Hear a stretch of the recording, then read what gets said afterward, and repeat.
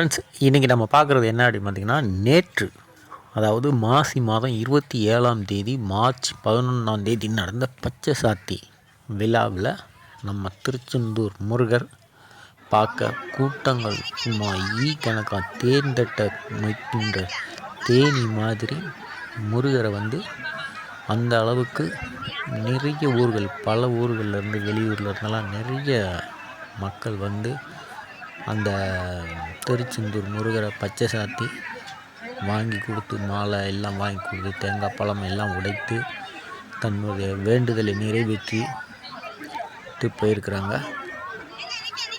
பாருங்கள் எவ்வளோ அழகாக இருக்கிறாருன்னு. முருகருக்கு ஒரு கோலாகலமான விழா நேற்று இரவு நடந்தது. அந்த தேர் போகிற வீதி, சப்பரம் போகிற வீதியை ஒரு ஜம்மித்து போய் நின்றது.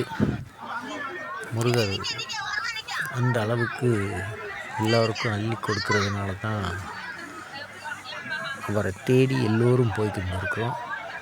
அவரை பார்க்குறதுக்காக உங்களுக்கும் ஒரு வாய்ப்பு கண்டிப்பாக இருக்கும். நாம் அவரை போய் பார்க்குறோம், இல்லைன்னு சொல்லலை.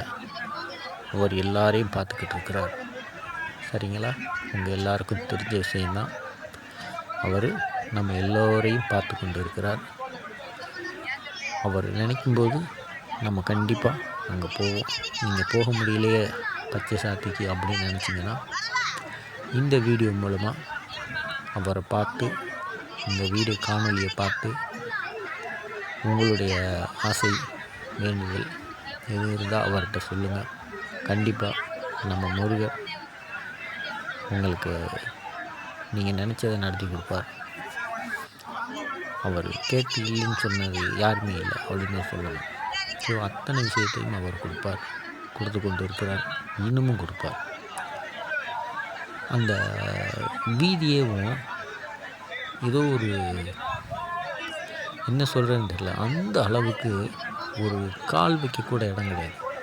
அவ்வளவு க்ரௌடுங்க. சரியான க்ரௌடை அவர் ஏற்படுத்தி வைக்கிறார். அப்படின்னா அவர் மேலே உள்ள நம்பிக்கை அப்படின்னு சொல்கிறத விட, அவர் எல்லோருக்கும் பழக்கமான ஒரு நண்பராக மாறி